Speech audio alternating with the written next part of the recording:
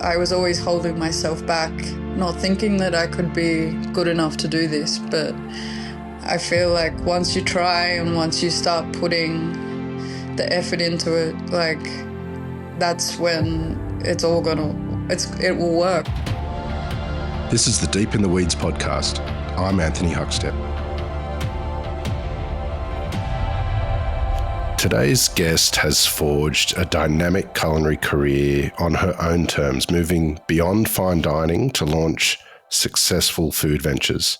How do you make a transition from the commercial kitchen to a life in hospitality on your own terms to deliver a unique experience? Brooke Silk is the owner of Dine In by Brooke and Capture the Chef. Brooke, how are you? I'm great, thank you. How are you? I'm good. It's good to get you on the show. You're a busy person with a couple of different ventures at the moment. Tell us a bit about what you're up to at the moment. So I run Dine In. It's a fine dining catering business. So I'll do 5-course degustations and wine matching in people's houses or Airbnbs. I do everything locally sourced. I use locally sourced wine. Try and keep it as sustainable as possible. We'll do seasonal menus. I just keep pushing myself to try new things and make sure that I've got like my brain ticking all the time. I'm trying new menus, I'm trying new flavors and making sure each customer feels like they're having the best experience every time I cook for them. Is it challenging creating something for the new experience every time? Are you learning sort of lessons from the previous one, or do you just go on a new adventure every time? Definitely taking notes from every experience and making sure that, like, because I'm going into different houses, I'm going into different Airbnbs, so I have to make sure I have everything. I take my sous vide with me, I take my blue torches, I take it all. So I've got it down to a fine art now. I've probably done over 1,000 functions in the last 5 years, so I've been very busy. You've worked in commercial kitchens, which we'll get to shortly, but how different is it sort of going into other people's kitchens and environments compared to that sort of commercial kitchen setting? It's a lot calmer. So I find it's very calm and relaxing. You're focusing on the people that are there. You're focusing on each guest. You can kind of gauge what they need. You can be more hands-on, explaining every dish with them, taking them on more of an experience than just placing food in front of them. You get to actually be there with them and make the experience a little bit more special for them as well. Is there any sort of standout event or experience that you've had recently that you can tell us about and what you created? So we actually had a wine matching on Saturday lunch, which was really nice. We had 5-course degustation. I always start with like some freshly made bread and like a burnt butter, so a beurre noisette. And what I do is I put a little bit of the red gum smoked salt to bring those Australian flavors through and just have that nice creamy butter and bread to start. And then I just take them through like different entrees. I love making pasta, so I'll do I've got a fresh prawn ravioli with a prawn bisque that I cook down for 12 hours on the menu at the moment, so it's quite creamy and delicious. It's just nice to pair that with some like locally sourced wine and just make it like a whole flavor experience for them as well. Tell us about people's expectations in that sort of environment. Have they changed sort of in the years that you've been doing this? And are there challenges in sort of exceeding people's expectations? I feel like my expectations are very high of myself, and I feel like people are always surprised because I always just put in a lot of effort. We're making pearls and doing all the little extra gastronomical bits just to make sure that it's like an experience that people will remember for a long time. But I'm very hard on myself, so I'm always pushing and striving to do better. So I think maybe my expectations have just got more since I've become more popular. I just expect more from me. Tell us about that transition that you made. A lot of people like to change careers or go in different directions, but that transition that you made from working in hospitality in a kind of commercial kitchen sense and then going out on your own. Tell us about that period of time and the challenges and hurdles of doing that. So first, I lost my job through COVID, and like every other chef, I had no idea what to do with all this extra time. Working 80 hours per week and then going to nothing was like, my mind was like, what am I going to do with all this? So I started doing like COVID safe delivery food meals, and I had an ABN and started doing that. And then that kind of turned into Dine In. I was like, well, why couldn't I make it into more of an experience as well and take like actual food into people's houses? So yeah, I started that through COVID. But I think once being out of the kitchen, I had a lot of anxiety about going back into the kitchen. So it was like kind of a good thing. It pushed me to work harder to make sure that this would work. So then I wouldn't have to be in such a fast paced kitchens, because I had been in kitchens for 20 years. So it was a long time, but it was nice to kind of have that break to actually mentally work out that I needed that space. Just on that sort of transition when COVID sort of rocked all of our worlds and we're looking for adaptation and change, tell us about your cooking in that period of time and how much it sort of changed. Did it open up a new sort of world, an avenue for you in that sense? Yeah, I was doing like I had a lot of time, so I was doing a lot of experimenting. I was going back to my roots in like pastry, making a lot of bread and making bagels, doing anything I could to keep myself entertained and interested in food still. Reading a lot of cookbooks, watching a lot of cooking shows. So I just, yeah, I found my love for food again, which was really nice. How about building your business? It's one thing to take that sort of leap. What's been some of the sort of real sort of key moments that have helped you gain traction? I find I've worked in a lot of fine dining restaurants, so I wanted it to present a fine dining to present fine dining to my customers. So I had to think about like what kind of colors to use for the logo. We had to think about like a simple yet elegant name, and then we also had to think about what you would want in a fine dining establishment. So, like the plates, the cutlery, the placemats, we take all of that with us to make sure that even if it's at your home, it still feels different and it feels like you're actually having a nice dinner out.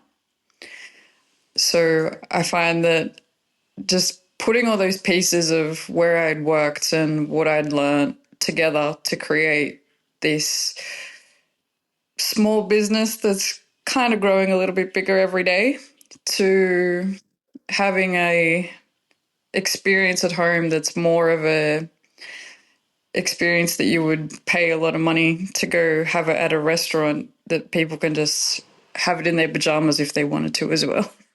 A lot of chefs don't have access to customers and being in that environment. You know, there's some open kitchens where you have that crossover and that connection. But what's it been like with you being such an intimate setting and talking to guests while you're cooking and the environment? Was it very different to what you had sort of trained in?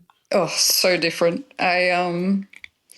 I find since I've stepped out of kitchens, well, I'm always been a very calm person. So I'm very calm, quiet, and I just quiet achiever. I just put my head down and do my work. There's no stress that's really gonna get to me. And because I have staff who work for me, and there's no need for me to treat them any differently if I'm stressed, because they're gonna feel it as well. So what I do is I will take all of my calmness and just push it out to all my all my staff and my customers, and I feel like that just creates an experience in itself, because I'm just head down and like get the work done. Even if there is a couple of issues, you can always fix it, right?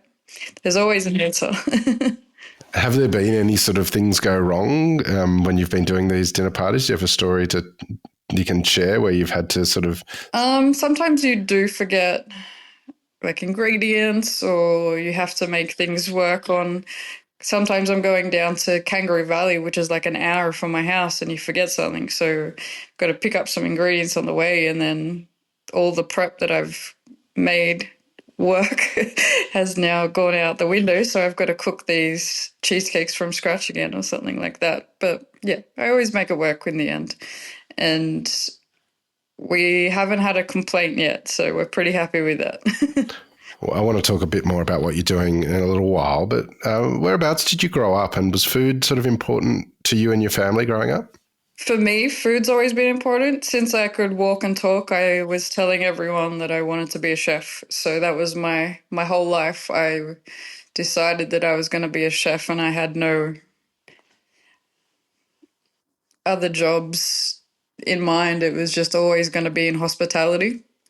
So I think spending a lot of time with my grandma, she was always teaching me how to cook, so that was helped with my passion as well. Tell us about those first steps into the industry. Where did you get your foot in the door, and what was it like for you? As soon as I finished year 12, I went into an apprenticeship in pastry. So I did my first apprenticeship was pastry when I was 17 years old. I stepped foot in that. And then I finished that and then went into chefing after that. So I did pretty much a uni degree in hospitality, 8 years of apprenticeships to become a chef and a pastry chef. But I think it was a good way to do it because when you start in pastry, the first year is just teaching you how to make mistakes and how to put too much sugar or put too much water in bread and cakes so you understand what it looks like and you understand what those mistakes are so you can fix them. It really helps to me as a chef now because I know if there's a mistake with a recipe, I know how to adjust it and how to, like, what's gone wrong to make it better. As you're building your career, what's been the really important venues and people that you've worked with? I've worked with a lot of great chefs. I've worked with chefs who have studied overseas. I've worked in a lot of fine dining restaurants. I've worked in some Italian restaurants. Probably my favorite because you get to do a lot more like hands-on, freshly made pasta. The the first cake shop I worked at was like one of the cake shops where we would make everything from scratch. I now they're all a lot of like packet mixes to kind of keep it all very standard kind of cakes, but I found that I learnt a lot because you were doing everything from scratch. You were learning every single step of the way, which was really important to building my career, I think. Entered some pretty astounding competitions, and including the World Food Championships. Tell us a bit about your experiences with that. So I got the New South Wales Dessert Champion for 2024 and 2025. And then that gave us a golden ticket to go over to the World Food Championships. So the first year was in Dallas. Dallas was a big learning curve for me because I suppose I didn't realize how different all the ingredients were in Dallas. Like the sugar's different, the eggs are different, the milk's different. So like the first couple of days when I was practicing my recipe, it was just all going wrong. So I had to like do a lot of adjustments because you can't put as much sugar. You have to, the eggs you need more because the quality of the eggs is so different in Australia. And then the cream, you need to double that as well because the consistency is so different here as well. We're very lucky with the quality of produce that we do have in Australia. So yeah, the first year was a learning curve. I didn't really get where I wanted to be in the first year, but I made a orange pudding with a orange gazpacho, some strawberry pearls, and some strawberry gel for the first year. But then I went back last year and yeah, I gave it a better chance when I took my own sugar and I took my own the sugar here is just so much better. So I took my own sugar with me and I knew how to go about it a lot more. It was in Indianapolis. So we just got out there, we spoke to people, we went to restaurants, we spoke to chefs, asked them where I could get like edible flowers and things like that just to elevate our dish. And yeah, we got picked by the judges' choice to go through to the next round, which is really good because the judges are like chefs who walk around and look at the way that you're working, and they pick out two people. So they picked me to go to the next round, and then I ended up getting third for my brulee cheesecake, which I have now cooked so many of. Well, you've qualified for the 2025 competition. How do you think you'll go? I'm hoping for first, but look, I'm just going to try my best and push myself again and again to keep making sure that I am striving to be the best chef that I can be because that's all I ever want to be. Is I just need to do better than last year, I suppose. I just find that if I practice all my techniques and my skills to go in there, because you don't know, like the final round is a mystery box, so you won't know what we're actually cooking with until we get there on the day. What do you get out of these experiences? Have they changed you? Yeah, it's like the rush of working in a commercial kitchen again without the stress. Because I find that I like you have that adrenaline rush and it's just so much fun. You have so many people around you that just they're all there for the same thing. I've made so many friends. We've made so many American friends, so many friends from Japan, Dubai. Like it's not something that I ever thought I would do working in a couple of little fine dining kitchens in Wollongong. Now doing this every couple of years is amazing. It's hard yakka working in hospitality and has many sort of challenges and mental health challenges as well. What's your journey been like, and how has it shaped who you are with what you do? I've had a pretty interesting journey working in kitchens, especially as a woman. I've been treated quite badly. I'd had tongs pulled out of deep fryers and thrown at me to work faster. I had to work with like a third-degree burn for 8 hours, but like it was in a time where you were too scared to say anything, otherwise you risk losing your job. You would work for like 10 to 12 hours at a time without breaks, just living off like coffee and Red Bull. But yeah, it's kind of shaped me to know that you don't have to do that and you don't have to treat people poorly or without respect because you're not going to get the best out of the person. You're going to push them down. I feel like it's taught me just to be a better person and use any anxieties I have left into pushing myself just to be better. We've had a lot of guests talk about the changing nature of the culture within hospitality, but what's your experience at the moment? Is it a lot different to when you first started, and do you see room for change still? To be honest, I haven't been in a commercial kitchen for 5 years since I've had my business. But before that, yeah, it was still not great. And I hope that COVID has definitely changed it for better. And I hope that people are, like women especially, are able to be treated as equals and not treated like we had to do 10 steps ahead to make sure that we're accepted.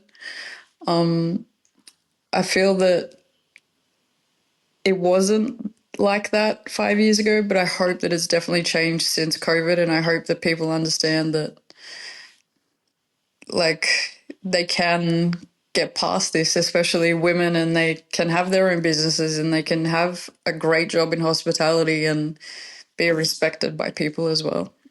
What sort of connects all of your ventures? You've got private dining and recipe development, all these global competitions. What's the sort of central point of all of that? For me, Capture the Chef, it's just like sharing the tips and the tricks and getting people to get excited about food.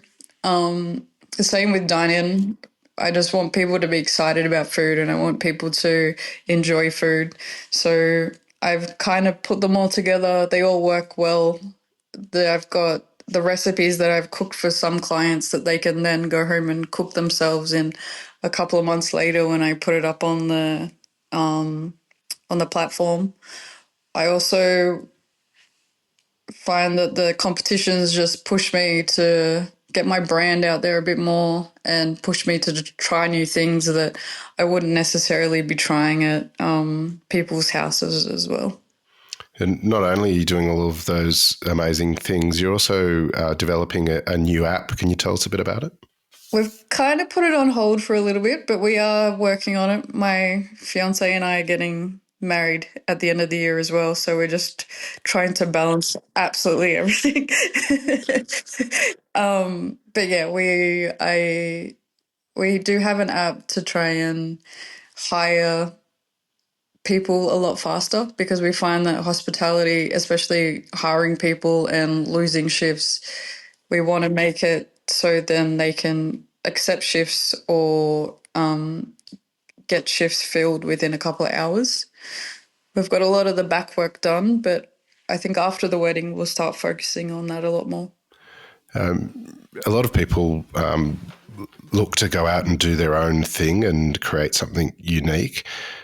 Tell us, do you have any advice for those that might be looking to transition and take their skills and create something like you have and make a success of it?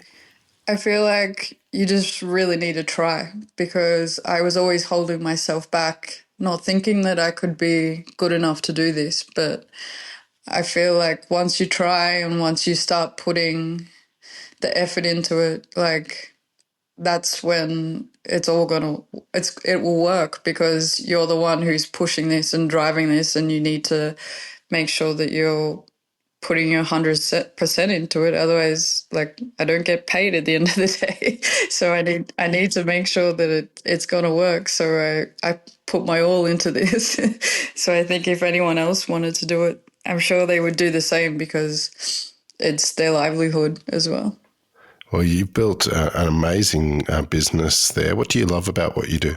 I just love the customer interaction. I love being able to make sure each customer has had the best time. And just, I love cooking. So cooking for all these different people in all these amazing kitchens. I get to go to some of the most amazing Airbnbs that you've probably ever seen on the South Coast. So I'm very privileged. And I get to cook in a different kitchen every night. It's very exciting. With this amazing sort of platform that you've set yourself up on, what's the plans for the next couple of years? First of all, hopefully win the World Food Championships. And then, look, I want to keep putting out videos for Capture the Chef. I want to do more instructional videos and then just help people who are interested in food, teach people, and then hopefully eventually one day maybe give some extra support to the women in kitchens as well. Well, Brooke, it's an absolute honour to have you on Deep in the Weeds today to hear just the beginnings, by the sound of it, of your journey. I can't wait to see what you do from here. Please keep in touch and we'll catch up again soon. I will. Thank you so much. This is the Deep in the Weeds podcast. I'm Anthony Huckstep. Stay tuned as we take a deep dive into the lives of the incredible people who ply their trade in the food and hospitality sector. Special thanks to executive producer Rob Locke for making this all happen. Follow us on Instagram at Deep in the Weeds Podcast or email us at podcast@deepintheweeds.com.au. Thanks to executive producer Rob Locke for making this all happen. Stay safe and be well.